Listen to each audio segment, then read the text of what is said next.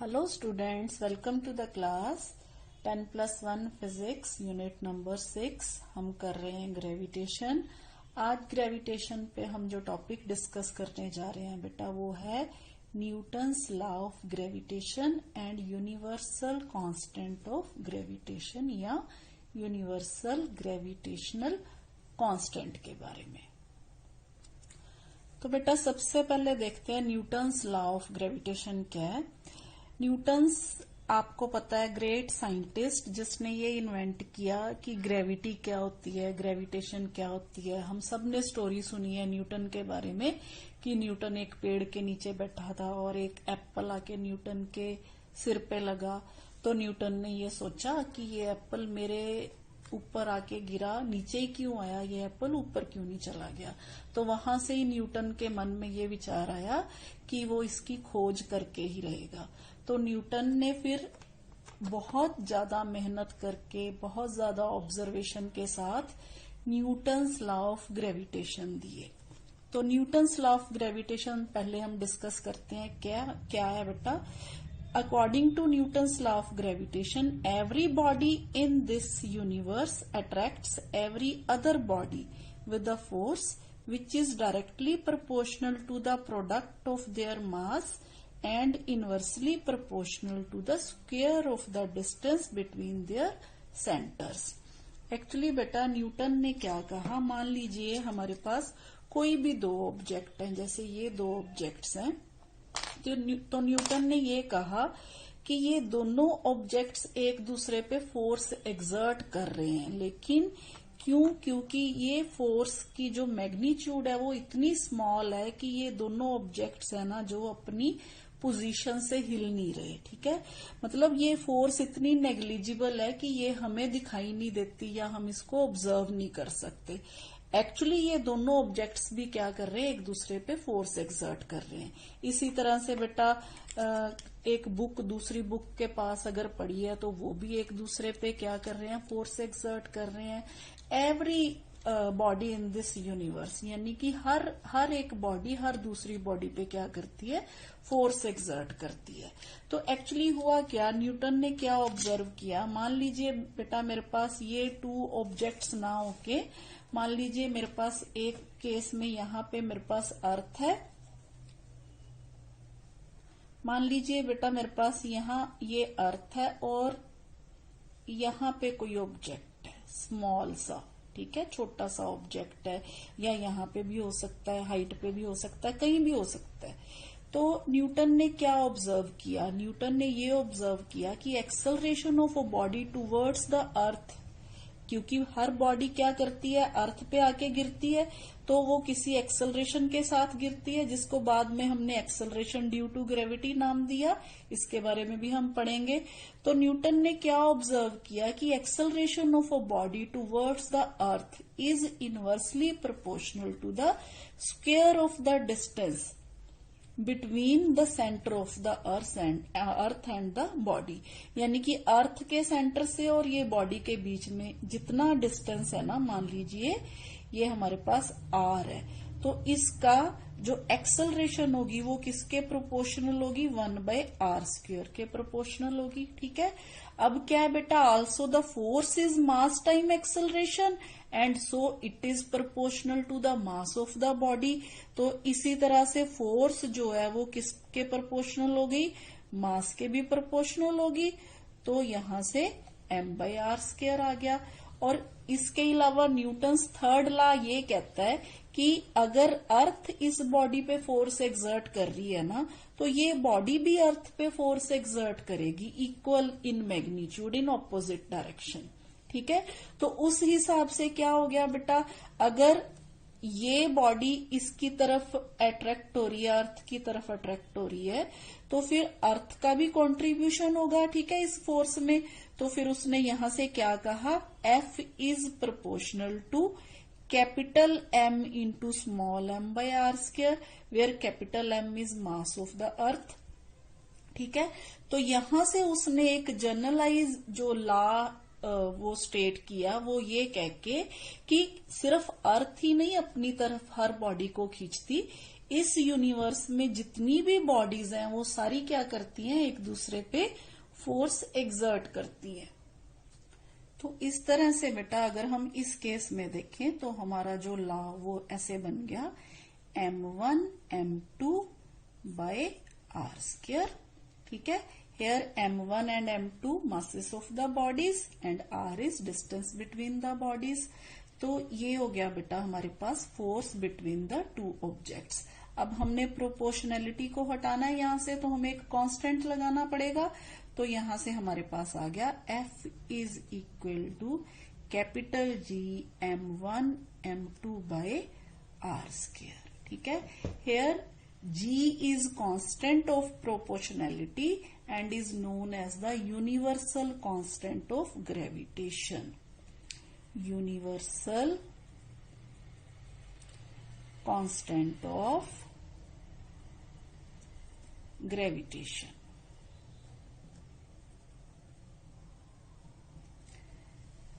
जी बेटा ये आ गया हमारे पास न्यूटन्स लॉ ऑफ ग्रेविटेशन। अब अगर इस फॉर्मूला में बेटा हम मान लें कि हमारे पास m1 और m2 यानी कि मासेस जो ऑब्जेक्ट्स के हैं वो क्या 1 kg के बराबर है, m1 भी और m2 भी, और r जो है वो 1 मीटर के बराबर है। तो यहाँ पे फोर्स फिर किसके बराबर आ जाएगी हमारे पास, g के बराबर। ठीक है, if m1 is equal to m2 is equal to 1 and r is equal to 1, ये सारी जो हम इसमें कंडीशंस अगर फिल कर देंगे तो F is equal to G। तो हम कह सकते हैं universal constant of gravitation is numerically equal to the force of attraction between two unit masses placed at unit distance apart. ठीक है, तो बेटा जैसे हर कांस्टेंट की वैल्यू होती है तो नेचुरली ये कैपिटल जी की भी वैल्यू होगी। तो कैपिटल जी की जो वैल्यू होती है वो होती है बेटा 6.67 इंटू 10⁻⁻11 न्यूटन मीटर स्क्वायर पर किलोग्राम स्क्वायर। देखिए जी के यूनिट्स कैसे निकाले जाते हैं, G is equal to F R square, F for newton, R square means metre square, और M1 M2 यानी कि kilogram into kilogram, kilogram square. तो ये आ गया बेटा किलोग्राम इंटू किलोग्राम स्क्वायर। ठीक है, यहां से हम अगर G की वैल्यू निकालनी हो तो हमारे पास आ जाएगी F into r square by M1 M2। तो यहां से हम आसानी से जो यूनिट्स होते हैं यहां फाइंड आउट कर सकते हैं कैपिटल जी के। अच्छा बेटा जब कैपिटल जी की वैल्यू आ गई तो इस वैल्यू को बहुत ही सक्सेसफुल तरीके से कैवेंडिश नाम के एक साइंटिस्ट ने इसकी मेजरमेंट भी ली। ठीक है, तो वो उसने कैसे किया ये मैं आपको छोटे से एक्सपेरिमेंट से बताती हूँ। जी देखिए बेटा कैवेंडिश ने क्या किया, यहाँ पे एक रॉड ली और रॉड के दोनों तरफ क्या किया, स्मॉल मासेस जो है यहाँ पे छोटे स्फीयर्स जो हैं अटैच कर दिए यहाँ पे। ठीक है, अब इन दोनों छोटे स्फीयर्स के पास उसने ज्यादा मास वाले बड़े बड़े स्फीयर्स रख दिए ऑपोजिट डायरेक्शन में। अब क्या करेगा, ये स्फीयर इस स्फीयर को अपनी तरफ अट्रैक्ट करेगा और ये स्फीयर इस स्फीयर को अपनी तरफ अट्रैक्ट करेगा। तो ये जो सारा अरेंजमेंट था ये उसने एक बहुत ही सेंसिटिव जो होती है एक थ्रेड टाइप उसके ऊपर क्या किया, उसने ये रॉड को ऐसे क्या कर दिया, इस तरह से ऐसे रॉड को ऐसे सस्पेंड कर दिया। ठीक है, अब देखिए बेटा जब ये स्फीयर इसको अट्रैक्ट करेगा तो ये इस तरफ ऐसे जाएगा और दूसरा स्फीयर क्या होगा, इस तरफ मुड़ेगा। ठीक है, तो हर केस में क्या होगा, जो सस्पेंशन जिस पे उसने ये सस्पेंड किया था तो क्या होगा, जब जैसे ही वो स्फीयर अट्रैक्ट करेगा ना तो इसमें क्या आएगा, ट्विस्ट आएगा। ये जो ऊपर से उसने थ्रेड जो यहाँ जिससे सस्पेंड किया हुआ है इससे क्या आएगा बेटा, इसमें क्या आएगा, ट्विस्ट आएगा। ट्विस्ट आएगा यानी कि इसमें रीस्टोरिंग फोर्स सेटअप हो जाएगी। रीस्टोरिंग फोर्स होती है बेटा जैसे हम स्प्रिंग को खींचते हैं तो वो वापस अपनी पोजीशन गेन करने की कोशिश करता है, इसीलिए इसमें भी ऐसी ही फोर्स आती है जो दोबारा इसको उसी पोजीशन में लाने की कोशिश करती है। ठीक है, तो बेटा यहाँ दो तरह की फोर्सेस लग रही हैं। एक तो मान लीजिए ये दोनों स्फीयर्स हैं, जो ये स्मॉल एम और ये कैपिटल एम। ठीक है, ये दोनों स्फीयर्स के बीच में जो दूरी है बेटा वो क्या है हमारे पास, स्मॉल आर है। ठीक है, स्मॉल आर है ये वाली दूरी, और ये जो लेंथ है इसकी, ये हमारे पास कैपिटल एल है। ठीक है, अब देखिए दो तरह की फोर्सेस लग रही है। पहले तो हमारे पास ग्रेविटेशनल फोर्स जो होगी इन दो स्फीयर के बीच में, वो होगी F is equal to capital G। मान लीजिए इसका मास m1 है, इसका मास m2 है, और ये डिस्टेंस r है r स्क्वायर के बराबर। ठीक है, अब मैंने जो आपको बोला दूसरी जो फोर्स होगी वो क्या होगी, रीस्टोरिंग, जिसको हम टॉर्क बोलते हैं। ठीक है, रीस्टोरिंग टॉर्क। रीस्टोरिंग टॉर्क क्या होती है बेटा, वो होती है tau is equal to k theta. ठीक है, यहाँ के क्या है, कांस्टेंट, थीटा जितने एंगल पे रॉड मुड़ेगी। जब ये रॉड मुड़ेगी, मान लीजिए ये इसका एक्सिस है, जब रॉड मुड़ेगी तो ये एंगल भी तो कवर करेगी ना। ठीक है, अगर इधर जाएगी तो ये एंगल होगा, अगर इधर जाएगी तो ये एंगल होगा। तो थीटा एंगल जो है हम यहाँ से क्या कर लेते हैं, मेजरमेंट ले लेते हैं। अब यहाँ पे बेटा हमारे पास एक फोर्स ये आ गई, अब ये टॉर्क है। अब एक और होती है जो ग्रेविटेशनल टॉर्क, जो ऑन द डम्बेल होगी, वो किसके बराबर होगी, वो होगी tau is equal to force into distance. ठीक है, अब फोर्स कितनी है, यहाँ पे ये वाली फोर्स है, और डिस्टेंस कितना है, यहाँ पे L है। तो फिर वो किसके बराबर हो जाएगी बेटा, Gm1m2 by are square into capital L। ठीक है, कैपिटल L के बराबर हो जाएगी इंटू। तो इन इक्विलिब्रियम ये दोनों टॉर्क, ये वाली टॉर्क और ये वाली टॉर्क क्या होनी चाहिए, बराबर होनी चाहिए। तो हमारे पास यहाँ से इक्वेशन आ जाएगी Gm1m2 by are square into L is equal to k theta. तो यहाँ से हमारे पास कैपिटल G की वैल्यू आ गई के, यहाँ पे theta r square by m1 m2 into L। तो ये सारी चीजों से जो G की value actually experimentally find out की गई, तो वो इतनी ही आई जितनी मैंने अभी आपको बताई। कितनी बताई, 6.6। G is equal to 6.67 into 10⁻⁻11। तो यूनिट्स क्या बताई इसके मैंने आपको, न्यूटन मीटर स्क्वायर पर किलोग्राम स्क्वायर। तो ये तो था तरीका बेटा कैपिटल G की वैल्यू फाइंड आउट करने का। तो बेटा इस एक्सपेरिमेंट को हम इस वे से दिखा भी सकते हैं। ठीक है, due to deflection, deflection means ऐसे जब ये मुड़ेगी तो उस वजह से यहाँ आएगी डिफ्लेक्टिंग टॉर्क, इसको डिफ्लेक्टिंग टॉर्क बोलते हैं। और ये जो टॉर्क आएगी ड्यू टू ट्विस्टिंग, जो एंगल कवर होगा, ठीक है, तो वो आएगा बेटा हमारे पास रीस्टोरिंग टॉर्क। जी बेटा, इसके साथ ही आपसे ये पूछ लिया जाता है कि G को यूनिवर्सल ग्रेविटेशनल कांस्टेंट क्यों कहते हैं। तो बेटा इसकी भी एक वजह, एक तो ये है बेटा कि जो कैपिटल G की वैल्यू होती है, it does not depend upon the nature and size of the body. ठीक है, nature and size of the bodies. ठीक है, एक तो ये हो गया बेटा, और दूसरा है बेटा ये मीडियम पे नहीं डिपेंड करता। जैसे हम चार्जेस के केस में देखते हैं तो चार्जेस की जो अट्रैक्शन या रिपल्शन है वो मीडियम पे डिपेंड करती है। इस केस में क्या है बेटा, ये मीडियम पे नहीं डिपेंड करता। ठीक है, nature of the medium, nature of the medium between the two bodies. ठीक है, that's why it is called universal constant of gravitation. जी बेटा, अब हम देखेंगे कि ग्रेविटी, ग्रेविटेशनल पुल, ग्रेविटी और ग्रेविटेशनल पुल और acceleration of due to gravity, ये दोनों में क्या डिफरेंस है। अब मान लीजिए बेटा मेरे पास यहाँ ये क्या हमारे पास अर्थ है जिसका रेडियस हमने मान लिया कैपिटल आर और कैपिटल एम क्या हमारे पास मास ऑफ द अर्थ है। अब हमने पढ़ा कि अर्थ हर बॉडी को अपनी तरफ अट्रैक्ट करती है, अपने सेंटर की तरफ अट्रैक्ट करती है।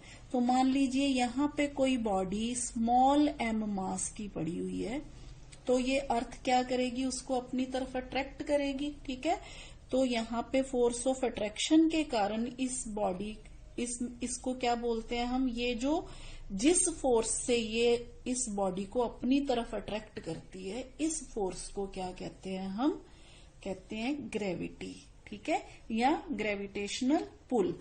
तो फिर हम इसे क्या कहेंगे, the force of attraction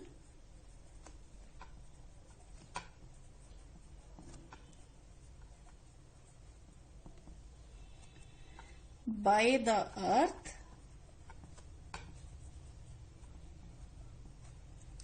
on a body is called gravitational pull, gravitational pull, और इसको हम क्या कह देते हैं बेटा, ग्रेविटी। तो ये तो हो गया बेटा gravity. Now what is acceleration due to gravity.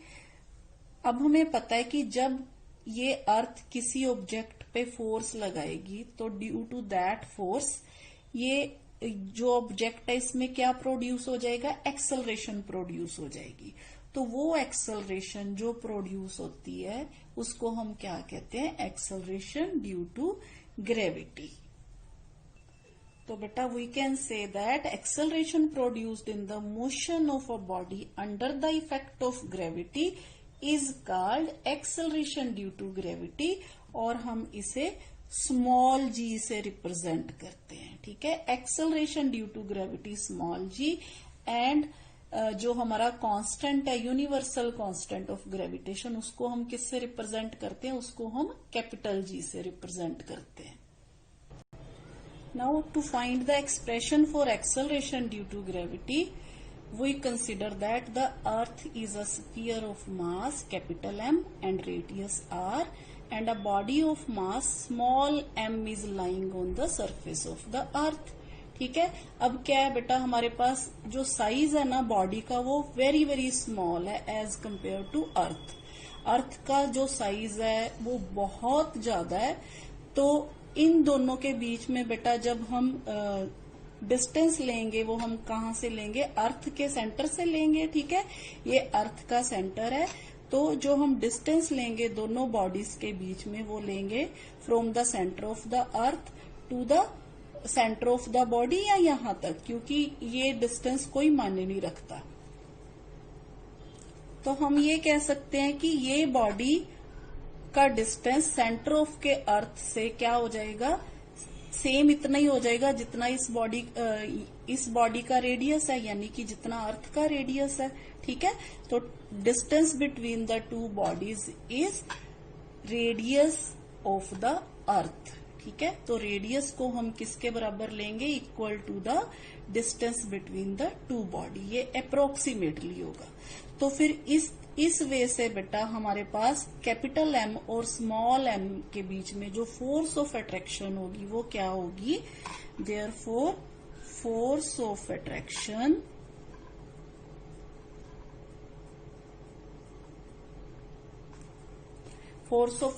जो है बेटा हमारे पास due to the earth on the body. ठीक है,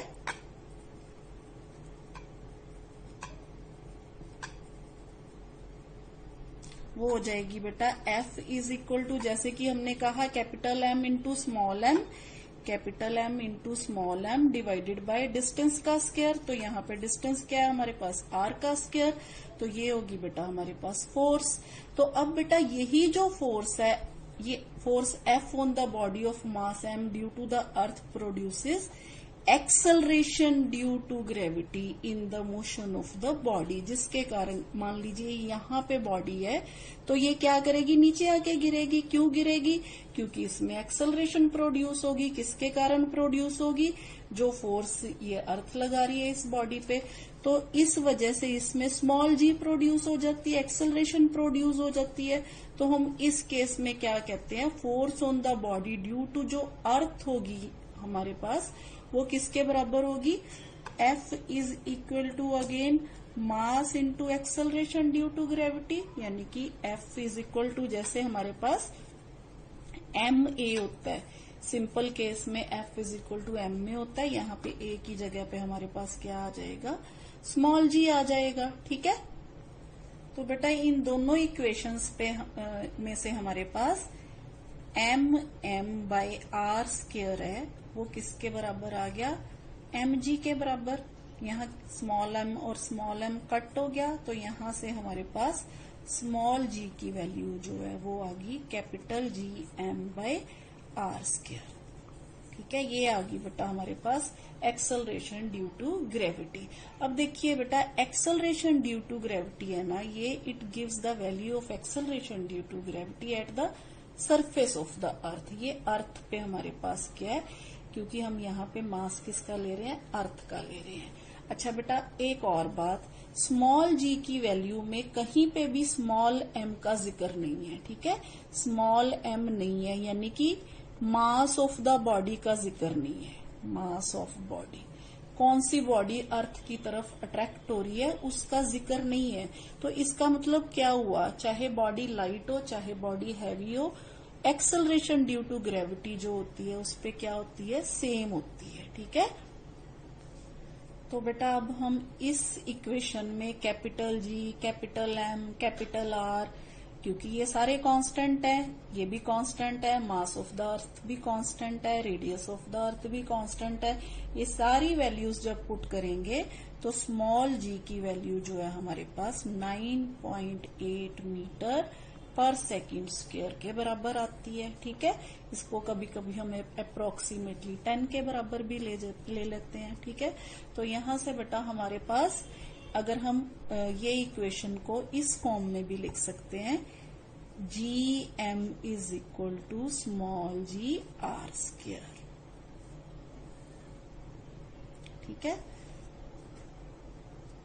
और बेटा क्योंकि जो बॉडी है उस पे फोर्स जो लगती है हमेशा सेंटर की तरफ लगती है, तो इसलिए एक्सेलरेशन ड्यू टू ग्रेविटी होती है, उसकी डायरेक्शन भी जो होती है हमेशा towards the centre of the अर्थ होती है। ठीक है, तो बेटा अब ये जो ग्रेविटेशन है इसके बारे में हम आगे पढ़ेंगे कि स्मॉल g जो है कैसे अफेक्ट होती है, यानी कि बेटा स्मॉल g की वैल्यू है जो वो कैसे चेंज होती है विद हाइट और विद डेप्थ, ये हम पढ़ेंगे अपने नेक्स्ट लेक्चर में। अच्छा बेटा, अब यहाँ पे एक क्वेश्चन आपको और पूछा जा सकता है इसमें से, वो ये बेटा कि न्यूटन्स थर्ड लॉ हमें ये बताता है कि ये दोनों बॉडीज जो हैं ये एक दूसरे पे इक्वल एंड ऑपोजिट फोर्सेस लगा रही हैं। यानी कि अगर मान लीजिए ये अर्थ है और ये कोई ऑब्जेक्ट है जिसका मास स्मॉल m है, ये दोनों क्या करती हैं, सेम फोर्स एक दूसरे पे एक्सर्ट करती है। तो बेटा एक्सेलरेशन सिर्फ इसमें क्यों प्रोड्यूस होती है, अर्थ में क्यों नहीं प्रोड्यूस होती, मतलब अर्थ क्यों नहीं चल के इसके पास चली जाती, ये क्यों चल के अर्थ के पास आती है। ठीक है, तो इसका आंसर है बेटा अर्थ का जो मास है वो बहुत बहुत बहुत ज्यादा है। जैसे कि हमने इस फॉर्मूले से देखिए हमारे पास g की वैल्यू है जो वो F बाय m होती है। ठीक है, तो अर्थ का मास यहाँ पे इतना ज्यादा है इस बॉडी के कंपैरेटिवली कि स्मॉल g की वैल्यू जो है वो अप्रोक्सीमेटली 0 के बराबर होती है इन केस ऑफ अर्थ। तो इसीलिए अर्थ की पोजीशन है जो वो क्या रहती है, फिक्स रहती है, और ये जो स्मॉल मास वाली बॉडी है ये क्या करती है, एक्सेलरेट होती है towards the centre of the earth. ठीक है, और ये जो वैल्यू है ये 9.8 मीटर पर सेकंड स्क्वायर के बराबर होती है। यानी कि इतनी एक्सेलरेशन से ये जो बॉडी है ये क्या करेगी, towards the centre of the अर्थ जो है वो अट्रैक्ट होना शुरू हो जाएगी, एक्सेलरेट होना शुरू हो जाएगी। एक और चीज बेटा जो हम यहां से कैलकुलेट कर सकते हैं वो है बेटा मास ऑफ द अर्थ। यानी कि इस इक्वेशन से मास ऑफ द अर्थ जो है उसकी रफ वैल्यू जो है वो कैलकुलेट की जा सकती है। जैसे कि ये इक्वेशन से बेटा हमारे पास मास जो है m जो है वो क्या आ गया, g(r²) G। अब जैसे कि हमें स्मॉल g की वैल्यू पता चल गई 9.8 मीटर पर सेकंड स्क्वायर है, इसी तरह हमारे पास जो r है कैपिटल R ये अप्रोक्सीमेटली 6.37 इंटू 10⁻⁶ मीटर होता है। ठीक है, कैपिटल G की वैल्यू भी हमारे पास है 6.67 इंटू 10⁻⁻11। तो ये जो सारी वैल्यूज जब हम इसमें पुट कर देते हैं बेटा तो हमारे पास m की वैल्यू जो होती है वो अप्रोक्सीमेटली जो आती है वो आ जाती है 5.97 इंटू 10⁻24 किलोग्राम। तो इस तरह से हम मास ऑफ द अर्थ जो है वो कैलकुलेट कर सकते हैं। इसी प्रकार बेटा जब मास कैलकुलेट कर लेते हैं तो हम डेंसिटी भी कैलकुलेट कर लेते हैं। अब डेंसिटी कैसे कैलकुलेट करते हैं, डेंसिटी का जो फॉर्मूला होता है बेटा वो होता है हमारे पास density is equal to mass per unit volume होता है ना। तो यहां से बेटा अगर हम मास कैलकुलेट कर लें तो मास किसके बराबर हो जाएगा, मास इज इक्वल टू हमारे पास डेंसिटी इंटू वॉल्यूम हो जाएगा। ठीक है, तो density into volume is equal to mass. अब यहाँ पे हमारे पास डेंसिटी क्या है, हमारे पास रो, अगर हम डेंसिटी मान ले रो, वॉल्यूम क्या हो जाएगा अर्थ का, वॉल्यूम हम स्फीयर मानते हैं अर्थ को। ठीक है, तो वॉल्यूम कितना हो गया 4/3 πr³। तो यहाँ पे आ गया बेटा 4/3 πr³ into density means rho is equal to capital M। तो यहां से देखिए एक कैपिटल M की वैल्यू ये है, एक कैपिटल M की वैल्यू ये है। तो हम इन दोनों वैल्यूज को क्या कर देंगे, इक्वेट कर देंगे। तो इन दोनों इक्वेशंस में से हमारे पास रो की वैल्यू जो है वो आ जाएगी बेटा 3g(4π)R।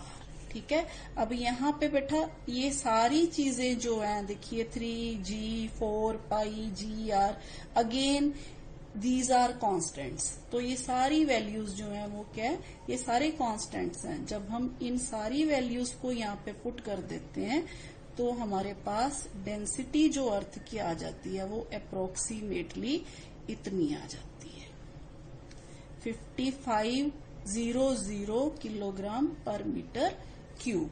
तो ये है बेटा स्मॉल g की वैल्यू फाइंड आउट करके हम क्या क्या फाइंड आउट कर सकते हैं। तो ये तो था बेटा एक्सेलरेशन ड्यू टू ग्रेविटी और ग्रेविटेशन के बारे में। तो आज के लिए इतना ही बेटा, थैंक यू।